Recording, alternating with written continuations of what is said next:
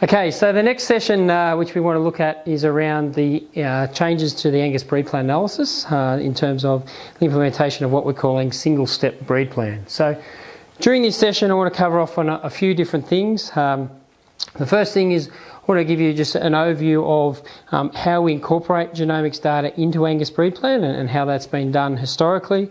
But then most importantly, go through and discuss some upcoming changes to the analytical software that's used when we incorporate genomics information. So they are things around what's the difference between the upcoming, the new software and the existing software which we utilise. So give you an insight into some of the early results from the testing of that new software, and finally finish up with an overview of what the plans are for implementing the new software into Angus BREEDPLAN. So to begin with, if we just look, we've been incorporating genomic information into Angus BREEDPLAN for some time now. So the first genomic information was included into the Angus BREEDPLAN analysis back in April 2011. So we have been incorporating genomic information for around 6.5 years. And that at the moment we have around genomic profiles being included in Angus BREEDPLAN for around 30,000 animals. So it's been in for some time and is currently being incorporated for quite a large number of animals. At present we incorporate genomic information for 4 different products. So we have a low density product and a high density product from Zoetis, plus also a low and a high density product from GeneSeq. We do also incorporate some genomic information that was collected on animals historically within the beef CRC.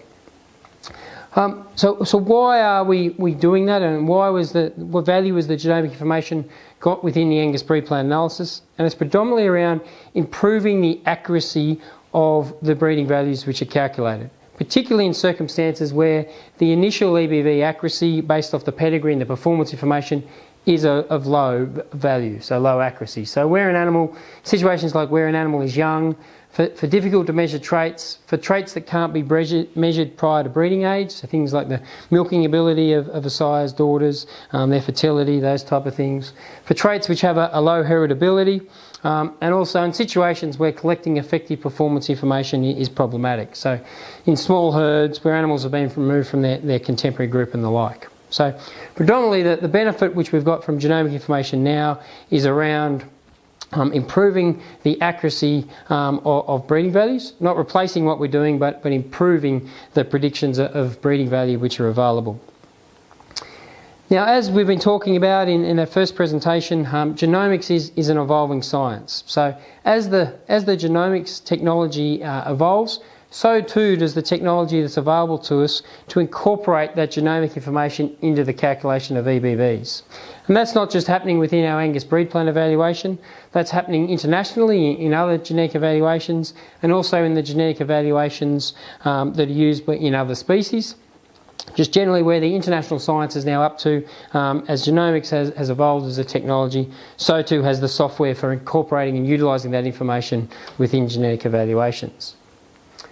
So we'll go through now and just go, how does the new technology differ from what we currently do? And the current procedure which we've used since April 2011 involves a multi-step or a 2-step approach to incorporating the genomic information into the analysis. So the first step is basically go through and take the pedigree and the performance information that may be available on an animal or its relatives and calculate a traditional breeding value. So we take pedigree and performance data and we end up with a traditional EBV. The second step is we take a DNA profile on an animal, so you take a sample, be it a hair sample or a tissue sample on your animals, send that off to the DNA lab and we get a genotype. So we get all their SNP data. We then put that through a prediction equation, and based on the SNP data and the equation, we calculate a genomic prediction or a genomic breeding value of that animal, or basically estimate that animal's genetic merit for a range of different traits. The third step is we take the traditional EBV plus the genomic prediction and combine those together to come up with one overall genomically enhanced EBV. So it takes the traditional, the genomic uses that blending approach to come up with the one overall EBV. Now, the new procedure which has been developed, which is known as the single-step analysis or single-step approach, takes away those 2 steps and does it all within the 1 step. So we take the pedigree and the performance data plus the genomic data, put it all into the one black box, put it all in, and in the 1 step go through, incorporate that information, analyse it all together and come up and calculate the genomically enhanced EBV all in the 1 step. The consequence of that is the traditional breeding value and the genomic prediction are no longer calculated. So we no longer do those 2 individual steps. They effectively, both those steps all happen within the 1 black box, resulting in the 1 EBV. Now, why is this a benefit? Why is the international science gone this way? And there are several major reasons for that. The first major reason and the major benefit is around how we model within the genetic evaluations the relationships between animals. So the traditional approach, if you like, that uses the pedigree, the paper pedigree which you record on your animals, be it your sire and your dam information, etc., assumes that all animals have the same kind of relationship. So we assume that all full siblings have 50% of genes in common, all half siblings have 25% of genes in common. But in reality, we don't. So if we look at some full siblings, you might have 48% of genes in common with one of those siblings, 52% of genes in common with another of those siblings. And what the single-step analysis allows us to do is actually look at the DNA level based on the genotype which has been collected on those animals and look at the exact relationship, the exact genomic relationship between those animals and utilise that within the breed plan analysis. One of the other consequences is for 2 animals which may be totally unrelated by pedigree but may share some common genes. So by looking at the genomic level, we can say, well, they don't have anything within their pedigree to indicate that they're related, but they are actually in fact sharing common genes, and we can utilise information that's collected on one animal to estimate or influence the breeding value which is collected on the other. So that's the major benefit around how we model the genetic relationships between animals, but there are a range of other ones. In particular, in the same way, we overcome any pedigree errors, so any errors which are made in the paper pedigree of animals. If animals have all got genomic information, then we can accommodate those. It also places more appropriate emphasis on the pedigree, performance and genomic information when calculating the EBVs for a particular animal. So at the moment we put exactly the same emphasis on the genomic information when calculating the EBVs for all different animals, so the same emphasis to the genomic information. In the new single-step procedure, more appropriate emphasis is given on each individual case to the pedigree, performance and the genomic information.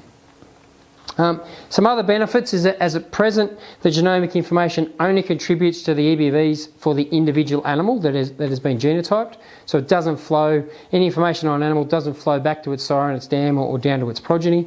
In the single step analysis it does, so the genomic information collected on an animal does flow both up and down the pedigree tree.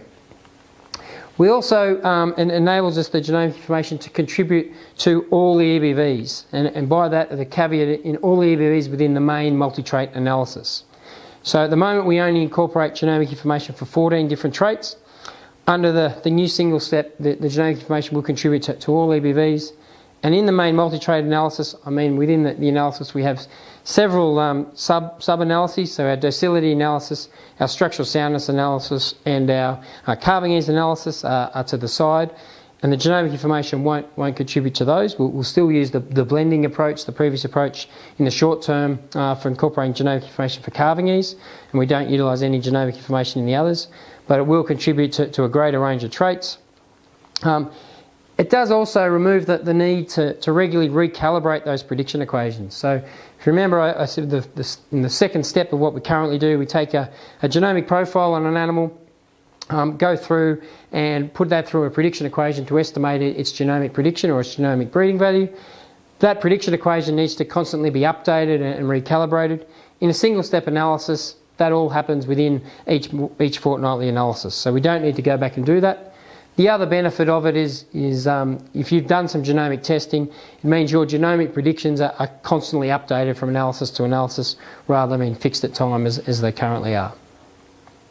So across all of those benefits, if we put all those together, the real benefit of the single-step analysis is we end up with improved EBVs being calculated. So the EBVs that we have, the estimates of the animal's genetic predictions are more accurate than what they are currently. So it's an improvement in the genetic evaluation technology.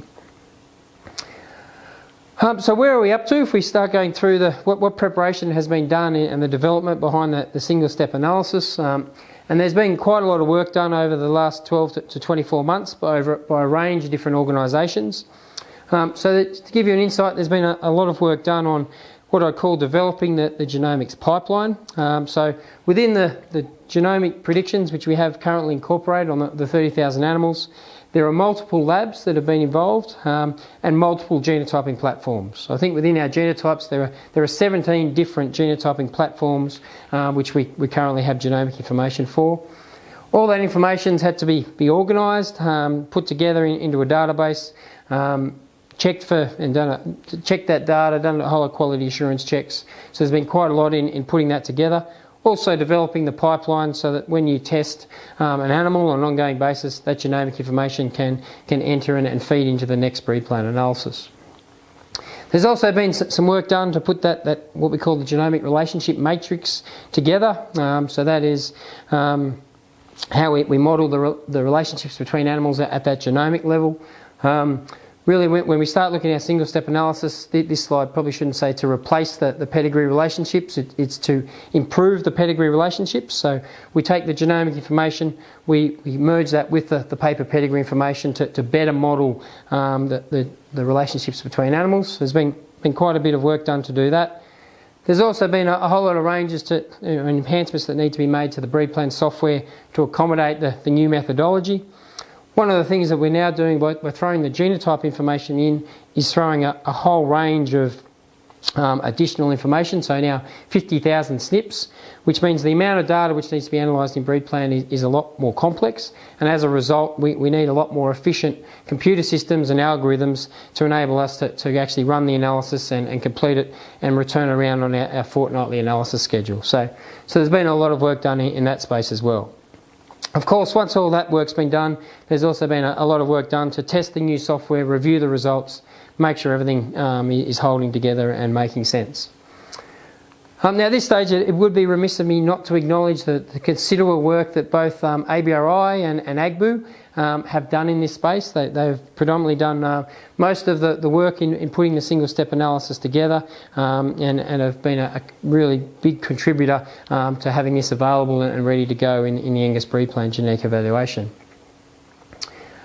So to give you some insight into some of the early results, and I'll go through now over the next couple of slides and just give you an insight into, well, how much are EBVs, how much change are we expecting to see when this is implemented. The first screen is I've taken from some work which was done at AGBU in September 2017. So the first thing, this is across the whole Angus genetic evaluation. So the first thing you'll see is back then there was around 29,000 animals with genotypes. That's grown now to be over 30,000. But also 2.2 million animals without genotypes, which is the number of animals which be included in the Angus BREEDPLAN evaluation. So a few things to note is, first of all, if we look at, we've got here first of all the current EBVs versus the new EBVs in a single-step analysis. So the first thing to note is both in the genotyped and the non-genotyped animals, there's very small, if negligible, change in the average EBVs of animals. So we don't get any systematic shift in what we're seeing. On average, the EBVs of animals stay exactly the same, but as you'll see over the coming slides, there is some re-ranking. At an accuracy level, in the non-genotyped animals, there's very negligible change in the accuracy of the EBVs, so there's no real change there. But there is an increase or an improvement in the accuracy around the EBVs which are calculated for animals with genotypes. So that the most change is in those animals. One thing which isn't obvious on that slide, but we also see is, especially for the genotyped animals, we get an increase in the spread or the variation in the EBV. So it pulls the animals' genetics apart a little bit more. So we can see, I guess the take-home message Everything remains pretty much the same, but for genotyped animals, we get an increase in the accuracy and increased variation in their EBVs or more spread. If I look at kind of the change within that was all kind of looking at a population level, but we start to break that down a little bit more. So I've got some results now that was coming out of some testing done by ABRI in October 2017, where we start looking at for sires with genomic information analysed, where their initial EBV is greater than 75% accuracy and for birth weight. And we look at what their current EBVs are versus their EBVs in a single step analysis.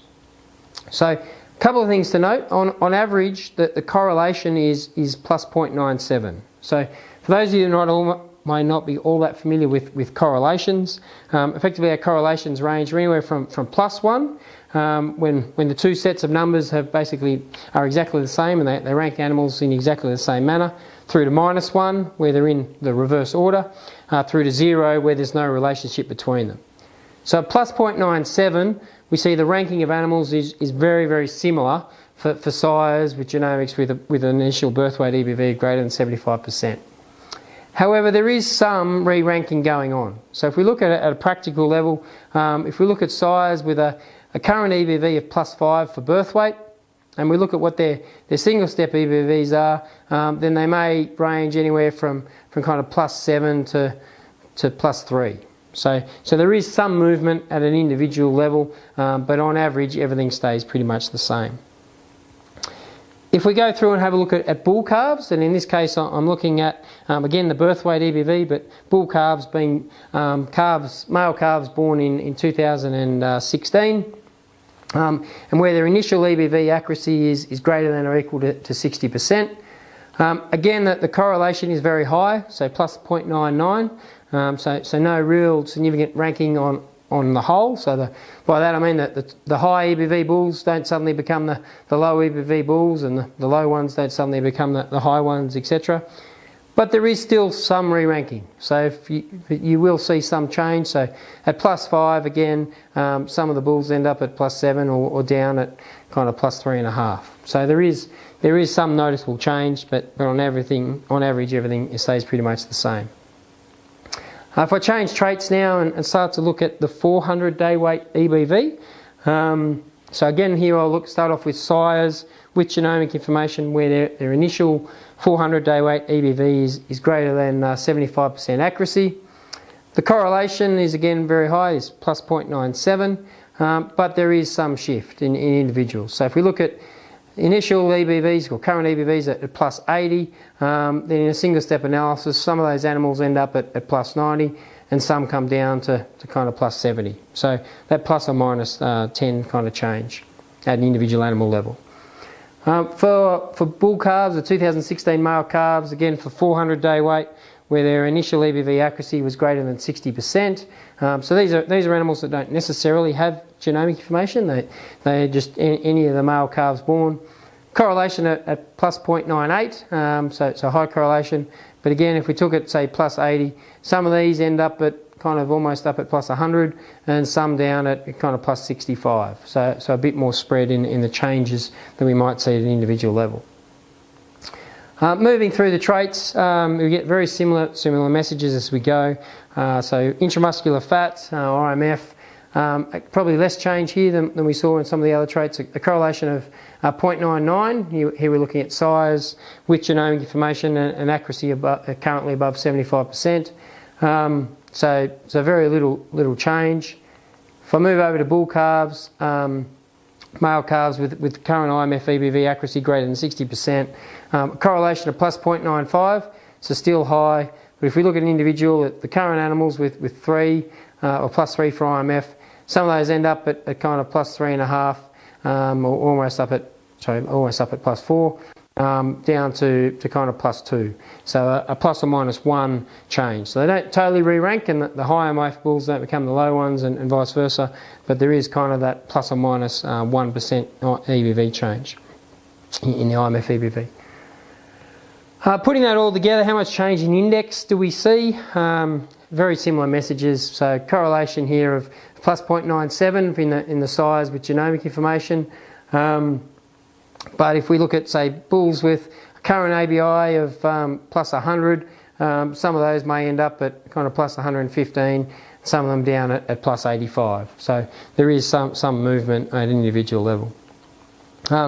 Bull calves, same kind of message again. Correlation of plus 0.98, but a little bit of shift on each of the indexes. So again, plus 100 tend to end up, that kind of plus 110 down to plus 85 type of thing. So a bit of variation.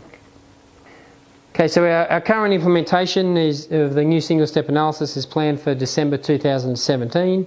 By December 2017, I mean the December 2017 analysis, which is the analysis where the extract, it kicks off in middle of November and the results are released towards the end of November. So it's very much fast approaching. There's still a little bit of work to be done, but it is coming together very quickly, and we'd hope to have it in fairly shortly. Of course, where we're currently at is we're still working through some of the final testing and checking of the results. So as we currently sit, each time that we run a breed plan analysis, we also run the single-step analysis alongside that. So we're able to see how much change do we get from analysis to analysis, and also how does that line up with our current breed plan analysis. So that's been underway for a couple of months now and is continuing and showing pretty promising results. So we're quite comfortable the EBVs being produced in the single-step analysis are doing a pretty good job of describing genetic merit of animals, but we've still got a little bit of fine-tuning to do before we're ready for implementation. One thing to note, I guess, is where we're at is to be prepared yourself that while on average things won't change that much, there will be some changes on individual animals. So particularly for members who have been doing some genomic testing or have animals which are reasonably closely related to animals which have genomic information, then you can expect to see in that December analysis, the EBVs in late November, that you will see some EBVs and some accuracy changes. Importantly, however, of course, that the EBVs should be, they'll change, should be a better indication or better prediction of the animal's genetic merit. So they're actually improved EBVs compared to what we currently have. So that's basically where I'll leave it for that session. Hopefully that gives you a good insight into the new methodology for incorporating the genomic information into the analysis.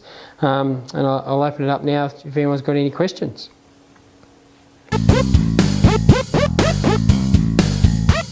Hip, hip, hip, hip.